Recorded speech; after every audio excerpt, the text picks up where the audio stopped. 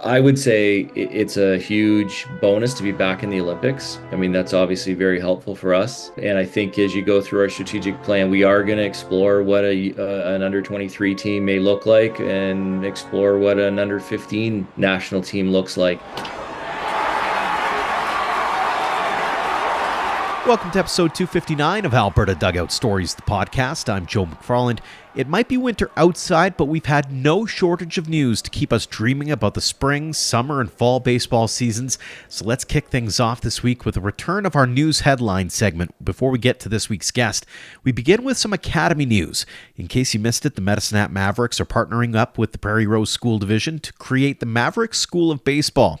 The program is being built for kids in grades 4 through 9 and will be available at different schools throughout the rural division around southeastern Alberta. Head to our website to read the story from James Tubb of the Medicine Hat News, and thanks to James for letting us share his story with us. Coming this fall as well, the Central Alberta Sox Academy will launch a high-performance program through the Dome in Red Deer. Program Director Harold Northcott will head up the 9-month program for students in the Central Alberta region looking to play college or professional baseball. Congratulations to Lethbridge's Torn Vasilinic as he's heading to the Welland Jackfish. The 2023 WCBL All-Stars coming off a great year with the Lethbridge Bulls, where he hit .288 with 12 home runs, 35 RBI, and 13 stolen bases in 50 games. Speaking of the WCBL, plenty of announcements are starting to roll in about commitments for the upcoming summer season. The Okotoks Dogs, Medicine Hat Mavericks, and Fort McMurray Giants are among the teams posting on social already, and I suspect we'll be seeing much of the same from other teams in the weeks ahead. A couple of big events are coming up that we'll be keeping tabs on. The Blue Jays Academy National Coaches Clinic is slated for this weekend at Weber Academy, and it'll feature last week's podcast guest Ernie Witt, as well as Pat Borders, Devon White, Ashley Stevenson, Chris Rietzma, and Buck Martinez. We plan to be in attendance, and we'll bring you some of those conversations in future episodes. And the Foothills Minor Baseball Association and Baseball Alberta are partnering up for the Girls Regional Super Clinic February 10th and 11th. That'll be held at the Cavalry FC Regional Fieldhouse in Alderside. It's also that time of year for fundraising banquets. Prairie Baseball Academy is holding its annual event February 3rd, which will include the inductions of Rob Greeno and Rob Watt into its Hall of Fame.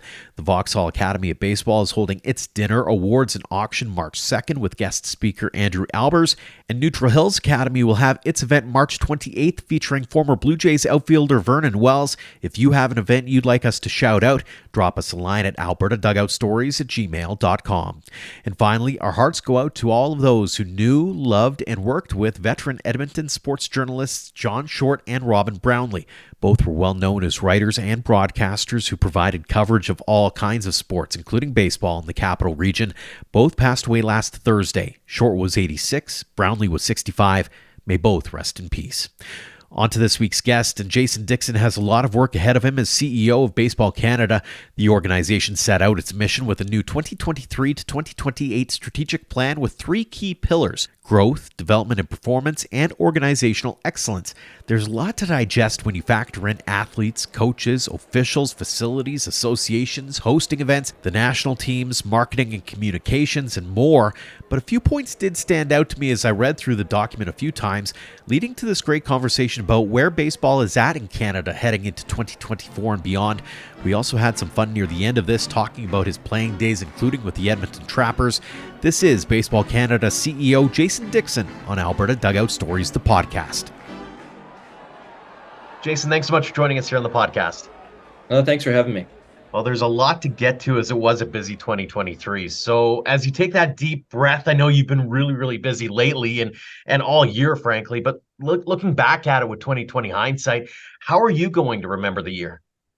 It was, I hate to say it, but we're still feeling kind of the effects of COVID and coming out. And as, sports kind of rebound, I think it was a lot busier than we all anticipated, right? Like coming out of it, we thought, maybe a couple of years ago, we're starting to get back on track, but coming out of it, it's still really busy. Baseball's growing. There's a lot of interest, a lot of things going on. So busy's good in our world, right? We obviously we much rather be busy than not. But it was pretty busy, and I think our provincial memberships, our PSOs, all our organizations felt the same way, even right down to the association. So busy is a good thing, but it was definitely a busy year for us. in your eyes, looking back at it, what were some of the big successes and across the country? Was there anything that really stands out for you? Well, you know what? I think from a national perspective, there's a couple things, and one, we're going to get into today. But for us, wrapping up a strat plan that we've been working on for a period of time, and finally, getting that approved by the board, and looking forward to getting that moving, that was fantastic for us. We hosted a stage two qualifier in Thunder Bay for the women's senior team. So that was a big event for us, hosting an international event on Canadian soil, which was huge. If you think way back, this was a WBC year, so our men's senior team was on the go as well. And back full steam, all of our national championships, rolling out a rally cap program nationwide in partnership with the Blue Jays. And so that's kind of back to that busy comment. Those are kind of some of the highlights from a national level. We've got a lot of things on the go, and a lot of really positive stuff for baseball too. And then obviously, the one component that probably gets a lot of discussion, or most of the discussion, is just around, our sport and safe sport and everything else that's happening with all the other sports, and what that means for us. And so all good work. But like I said, there wasn't just a couple, one or two things that were really big projects. We had a few on the go this year, but it's exciting stuff. Mhm. Conversely, what do you see as maybe the biggest opportunity or thing you need to address moving forward? I think it's that's a great question. And we identified a lot of things within our strat plan around continuing to grow the game. And I really feel that, with the excitement of how baseball continues to grow internationally, I think that opportunity is there for us. We're a country that has, a growing newcomer population, and a sport that is growing internationally. And so I think it's a good combo that'll really drive a lot of interest in the sport of baseball. Looking to always, increase membership numbers and keep our numbers up. I think that's probably the biggest thing for us is, for many years we've kind of introduced baseball to the same groups or the same communities. And I think what we're finding is, as demographics change, and more people come in who have never played baseball, there's a really good opportunity to introduce the sport, and see if we can't convince them to play some baseball. Looking forward to it. Talking about that a little bit later on as well. Let's get into the strap plan. But back in the beginning, take us back to that, the original talk of, okay, let's think about this next 5-year cycle and what it all is going to pertain to. Did you have an idea as to where you wanted this thing to go, or did you go in with a completely empty slate and let the conversations guide where this thing was going to go? You know what? It was interesting. I've done probably a dozen of these for varying organizations that I've worked for over the last 20 years. And I think the biggest challenge was, again, coming out of COVID, which hit kind of in the middle of our last strategic plan. So you're coming out of that, knowing that the plan you're working on, there's things that you were just behind on because you had essentially a 2-year freeze on some baseball activities, things that COVID changed forever that you weren't going to do, and trying to figure out, okay, what can we carry forward into the next plan, along with, how does this affect our sport, and where are we going to go? And now the good part is, we are, there are some staples within our sport, right? We know that we're going to deliver baseball, and coaching's a big part of that. Getting players active is a big part of that. Officials, recruiting all the volunteers, all those other elements. So those still remain true, that we need all those facets of it. But it's, it kind of got us to look at, okay, how do we deliver baseball differently, right? If we really, really want to grow the game, we know that like field capacity is going to be an issue if we really drive our membership.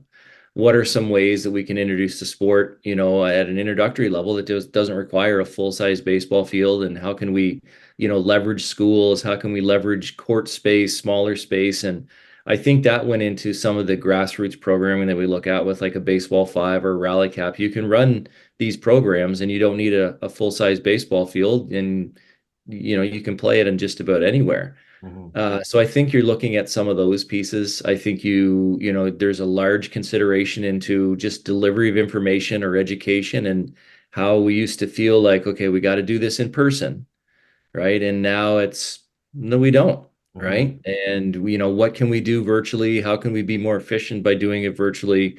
How can you maintain the integrity of what you're trying to teach is the challenge. I mean, I know you're at the, you talked about being at the university. That was, probably a huge challenge for universities at that time of trying to delivering education. So we faced a little bit of the same. And how do we how do we take the positive out of COVID and shape it to our benefit to go forward to say, to help us get our message out to the masses, but still be effective in educating and delivering information. It's interesting you bring up the infrastructure piece because it's something that I didn't even think about when we were reading through the report. But living in a community myself, it's Airdrie, it's one of the fastest growing communities in Alberta. Yeah.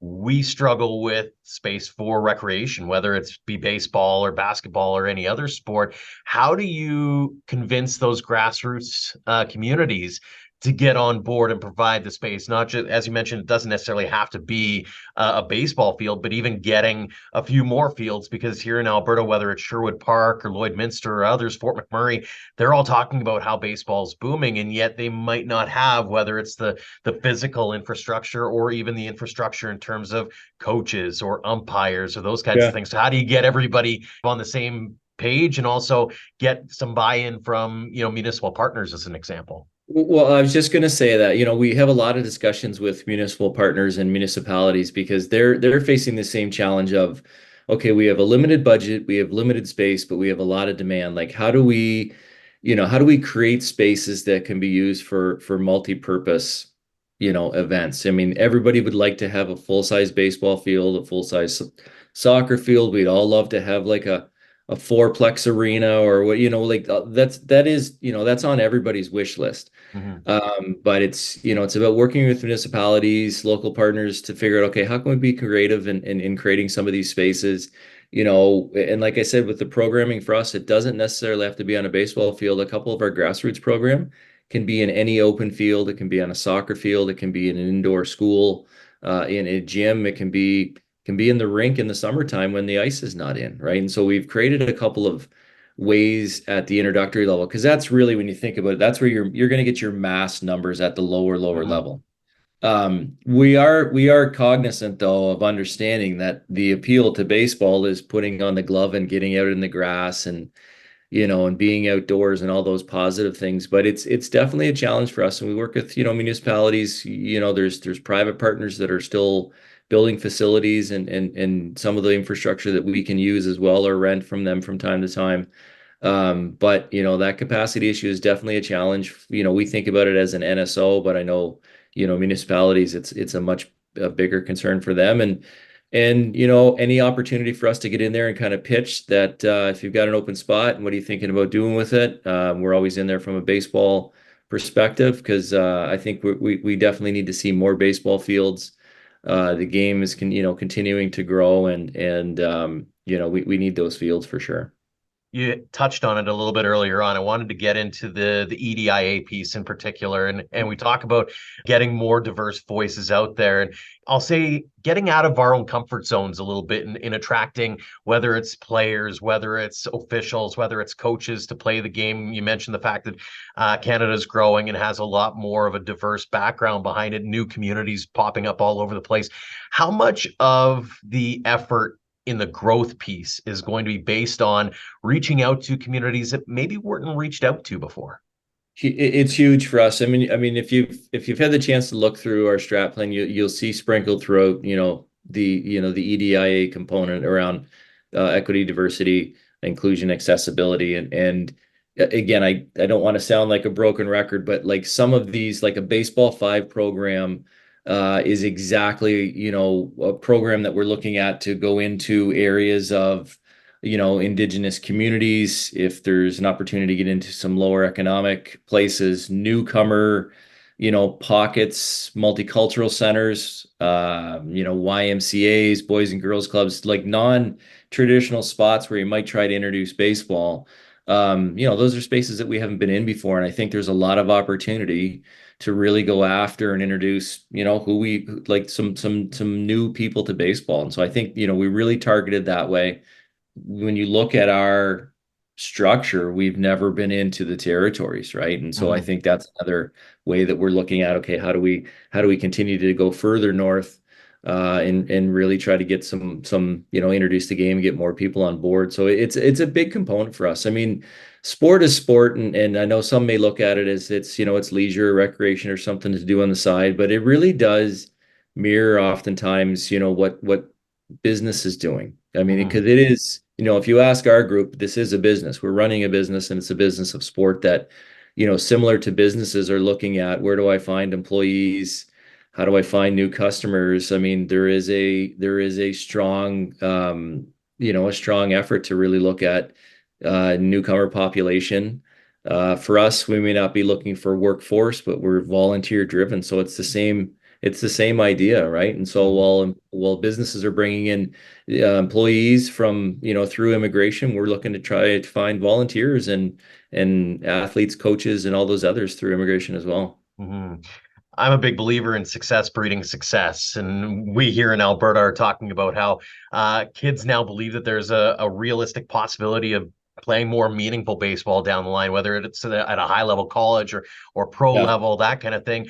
How much of the growth piece is going to be about singing the successes a little louder and trying to get the stories out there a little bit more and really highlighting some of the great things that are happening in this country? Yeah, I always say you need to see it to be it, and I think from the hockey side, just because there's a greater number of players in the NHL, and we've got more teams that are based in the country, kids can kind of see somebody that's come from their hometown or maybe the next town over, or that's somebody's cousin, or they know, like there's a Mhm. connection that's made, and I think for us, we're starting to have more and more baseball players that are heading south, but also, still returning home as we do as Canadians to be part of the next round of development. So I think that's a huge piece. We've got a lot of good Canadian content that are helping back and giving back to the game. And I really think that's going to be important for us. Some of our alumni, are really starting to make some strides, and Larry Walker and Justin Morneau and the Joey Vottos and the Matt Stairs and all these others that are really starting to kick back and help with their community. I think that's very helpful, and we need to continue to push that. On the female side of our game, like it was a huge opportunity. Ashley Stevenson, who was the head coach for us last year, and had the opportunity to, sorry, 2 years ago, had the opportunity to go and coach with the Jays this year. Mhm. And that's a story for us that we've really tried to share and show our female athletes that there is an avenue through baseball, that there's an opportunity, and if you believe and you work hard, and you'll get that chance to get in and prove your worth. So I think those types of stories are good. Women's baseball in the Canada Games in 2025, Mhm. right? Probably a lot of people don't really know that. Either they figured it was always there or didn't know that women's baseball exists. I still get that. But it's a chance to get on a stage and show that, what, we play baseball as well. It's not just softball. And then no disrespect to softball, but I say women's Mhm. baseball. People say, "Oh, you mean softball?" And I'm like, "No, women's baseball." So that lets us know that our messaging still needs to be more frequent and louder to let people know what we do and who we are. Mhm. Speaking of, I look at the women's national team, the men's national team, and when you look at the strategic plan, there's an emphasis on growing that aspect of things and making sure that you're not just showing off the successes of both programs, but also growing on the success that they've had. What's next in your eyes to maybe take it to that next level to make sure that you're not just succeeding but exceeding expectations? Yeah, it's our game it's an interesting game for us because we get measured as we go through the strategic plan. You're trying to figure out how, what does success look like? And there's Mhm. components of, um, specific to national teams, components of, okay, how are we doing at international events? I mean, that's always kind of one of the benchmarks. But when you're attached to a professional sport, you do have to look at, okay, how many players are we getting to college? How many players are we getting into the draft? How many players are in the minor leagues? How many players are getting to the big leagues? Because that is a measure of success as well.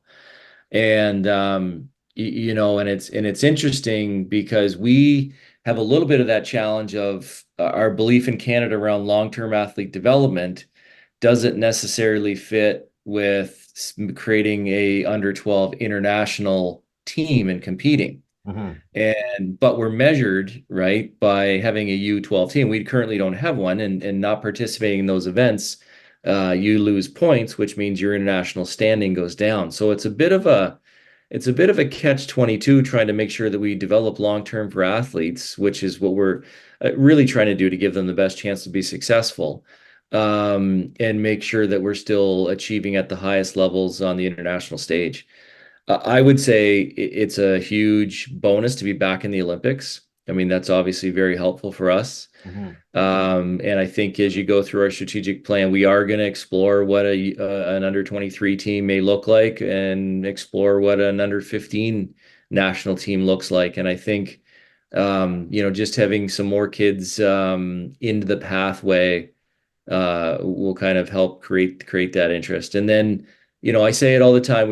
We get focused sometimes. We're almost like two levels. Well, the provinces cover the middle part.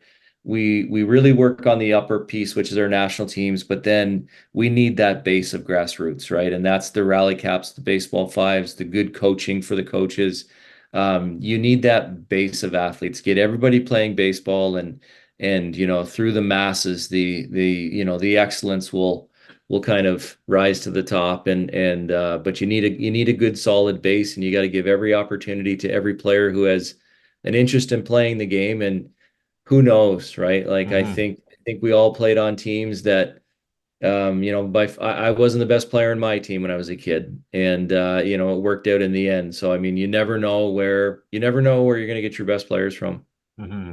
You talked about the exploration piece, and it segues really well into my next train of thought, which is around the national championships. You talk a lot about the elevating, say, the 16U or the Canada Cup as an Yeah. example. But there's one exploration piece that I found interesting, given that Alberta has a lot of them, and that's an Academy National Championship. We've got Vauxhall, we've got Okotoks, we've got AHP, Weber, St. Joe's. List seems to go on and on here. What do you think it'll take to make this idea and exploration become a reality? It's a good question. I mean, we get asked that one a lot because I think there is an appetite for that academy versus academy type of championship. I know there is. There's been a lot Hmm. of discussion around it.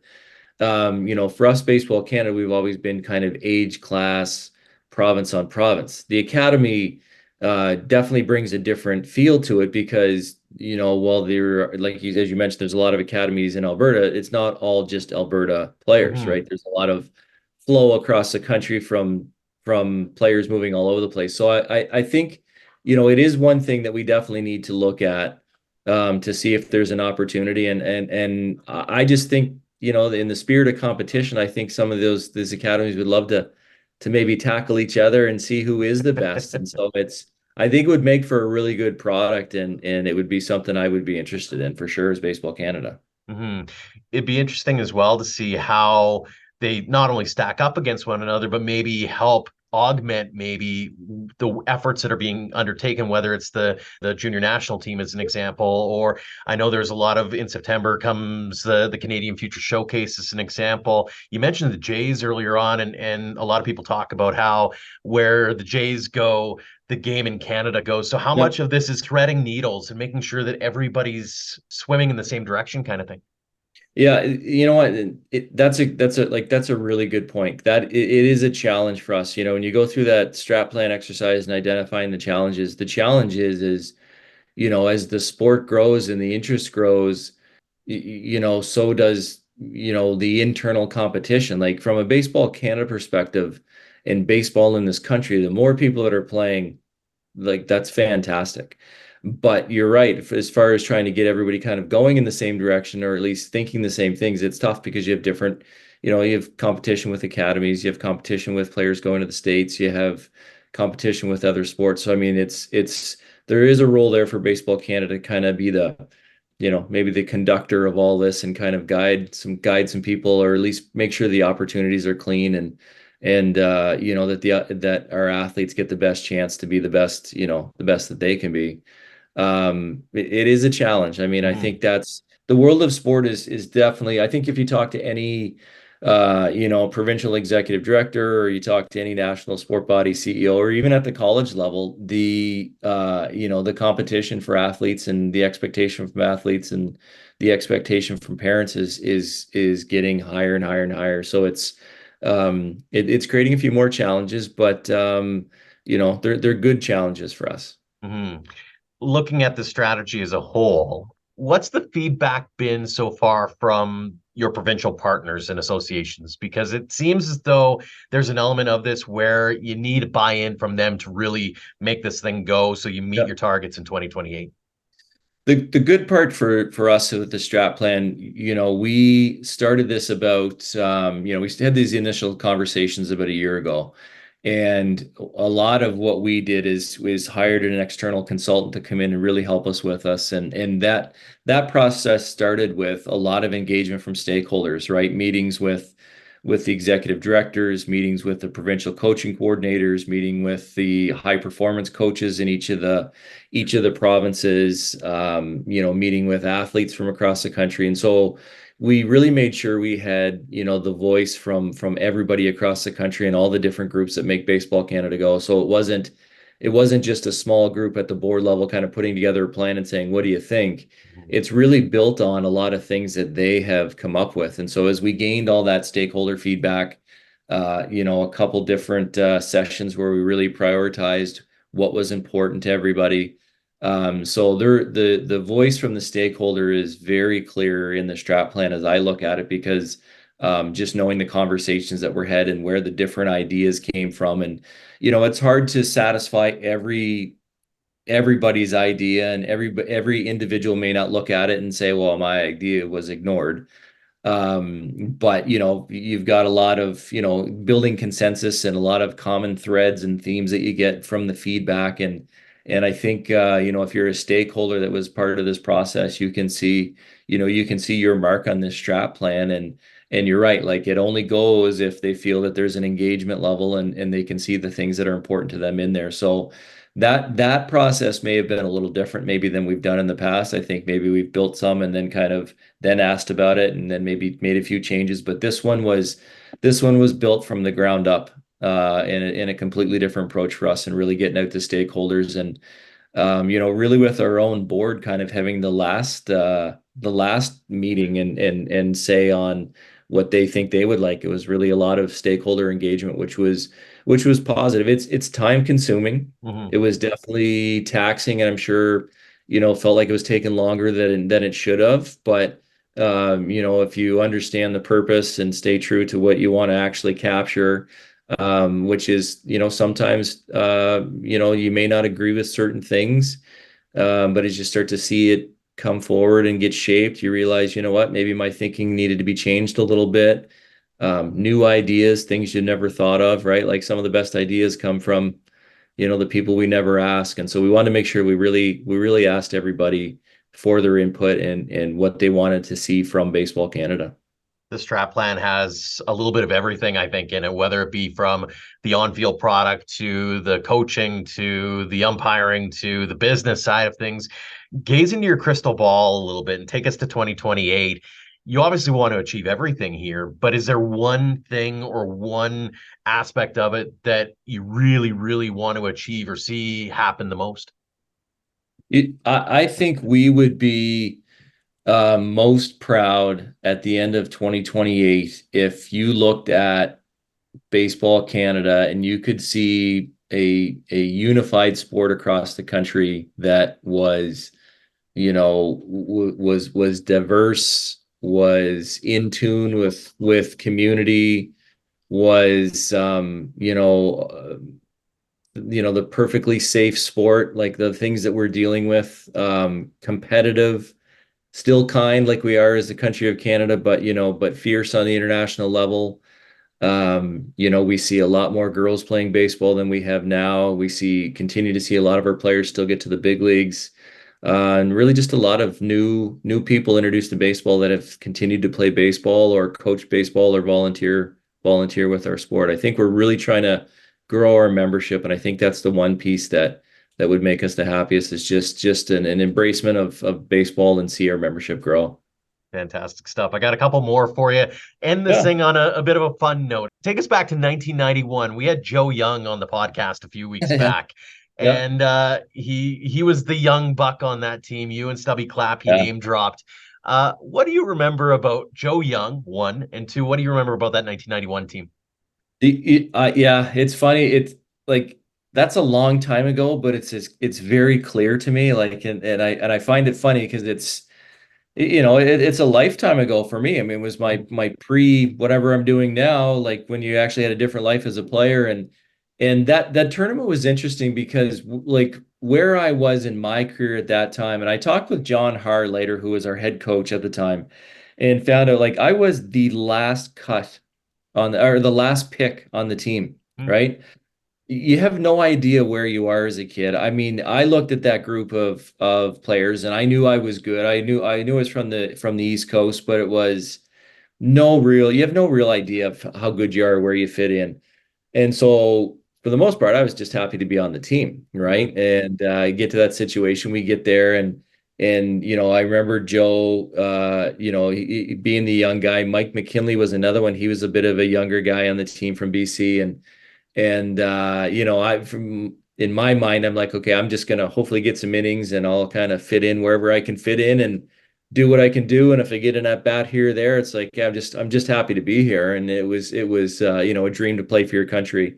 And you're 18 years old, so you're all pretty young and a little naive to everything. But I do. It's funny when you talk about Joe because he was young, like he was 2 years younger than us. And you say, Mhm. well, 16 to 18 is not a big deal, but it is at that age, right? Like he was just a kid, but big guy, good arm, right? He could really throw it and I remember just watching, you're like, yeah, this guy's good, right? Like, you Mhm. knew you're pretty good yourself, but you're watching someone, you're like, this guy's pretty good for being 16 and then, probably the other part I just remember about him was just always kind of loose and easy going. And Joe is just Joe, right? Like, didn't seem Mhm. like anything really bothered him. And I'm like sweating bullets or like, biting my fingers down. And Joe was always pretty easy going. But yeah, it was great times. Like, good group of guys. Like, I think about all those guys. I went on to play college with a couple of them and pro ball with some others and kind of, still talk to a lot of them now and see some of them now. But again, we winning a gold medal that year on home soil, it gets better, I think, every year I'm away from baseball. And now at Baseball Canada, I realized like that wasn't easy to do. It's never been repeated. Mhm. And you realize how hard it actually is to win a gold medal at an international level for Baseball Canada. So very, very proud of that moment. And for on a personal level, for me, it was a tournament. I had a big game against the US. And it kind of really was the springboard to get me from there to the next opportunity, to the next opportunity. And what's crazy about it, and I tell this to all the kids as I go, like in 1991, I'm the last player on the team. I'm not even sure if I should be there. I'm not even sure what my role is. I'm just happy to be there. And 5 summers later, I'm in the big leagues. Mhm. And you just never know, right? You continue to work hard, take every opportunity, and who knows what can happen, right? And so it was fun. But yeah, I you know what, still keep up with Joe on Facebook and talk to guys. We talk to guys and yeah, it's miss those guys every day. It was great. It was a great time and it was a great time for an 18-year-old. Very cool. I know you mentioned the fact that you never know where you're going to end up. You ended up back in your home country for a little while in the minor league system as a member of the Edmonton Trappers. What Yeah. do you remember from that time and getting to play on Canadian soil and be the Canadian on that squad? You know what? I always love coming back to Canada and I love all the cities, love Edmonton, love, nothing bad to say that way. I was in a point of my career where I was trying to rehab and I was not a good player. And I remember just seemed like I got shellacked every time I went out and pitched when I was in Edmonton. So, well, I was back there. We were there last fall for our convention and it was on much better terms, but I didn't have a lot of success in Edmonton when I was coming back. Talk a little bit about just the journey as a whole for you, and not just from a playing perspective, but also now being a big part of the grassroots growth of the game, and some of the highlights, some of the memories, some of the things that really stand out to you as you've gone from point to point to point.